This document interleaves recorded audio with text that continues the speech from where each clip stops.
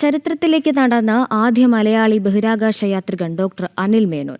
അന്താരാഷ്ട്ര ബഹിരാകാശ നിലയത്തിന്റെ അറ്റകുറ്റപ്പണികൾക്കും പുതിയ സോളാർ പാനൽ സ്ഥാപിക്കുന്നതിനുമാണ് അനിൽ മേനോനും സഹയാത്രിക ജെസിക്ക മേയറും ബഹിരാകാശത്ത് നടന്നത്. 7 മണിക്കൂറോളം നീളുന്ന ബഹിരാകാശ നടത്തമാണ് ഇരുവരും യാഥാർത്ഥ്യമാക്കിയത്. അന്താരാഷ്ട്ര ബഹിരാകാശ നിലയത്തിലെത്തുന്ന ആദ്യ മലയാളിയാണ് ഡോക്ടർ അനിൽ മേനോൻ. സഹയാത്രിക ജെസിക്ക മേയറോടൊപ്പമാണ് അനിൽ മേനോൻ ബഹിരാകാശത്ത് നടന്നത്. അന്താരാഷ്ട്ര ബഹിരാകാശ നിലയത്തിന് പുതിയ സോളാർ പാനൽ ഒരുക്കുന്നതിനുള്ള പ്രവർത്തനത്തിന്റെ ഭാഗമായാണ് ഇരുവരും ബഹിരാകാശ നിലയത്തിന് പുറത്തെത്തിയത്. 7 മണിക്കൂർ ബഹിരാകാശ നടത്തം നീണ്ടു. US സ്പേസ് വാക്ക് 96 എന്നാണ് ദൗത്യത്തിന് നൽകിയിരിക്കുന്ന പേര്. അന്താരാഷ്ട്ര ബഹിരാകാശ നിലയത്തിന്റെ ഭാഗമായുള്ള 281ാമത്തെ ബഹിരാകാശ നടത്തത്തിനാണ് മലയാളിയായ അനിൽ മേനോൻ ഭാഗമായത്. ഓഗസ്റ്റ് 13നും ഓഗസ്റ്റ് 25നും സമാനമായ ബഹിരാകാശ നടത്തം ആസൂത്രണം ചെയ്തിട്ടുണ്ട്.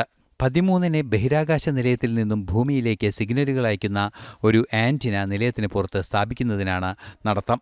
ഓഗസ്റ്റ് 25ന് നടക്കുന്ന 3ാം ബഹിരാകാശ നടത്ത ദൗത്യം കേബിളുകളും മറ്റു ഉപകരണങ്ങളും മാറ്റിവെക്കുന്നതിനാണ്. അനിൽ മേനോന്റെ ആദ്യ ബഹിരാകാശ നടത്തവും ജെസിക്കയുടെ 6ാമത് ബഹിരാകാശ നടത്ത ദൗത്യവുമാണ് യാഥാർത്ഥ്യമായത്. സയൻസ് ഡെസ്ക്, ജനം.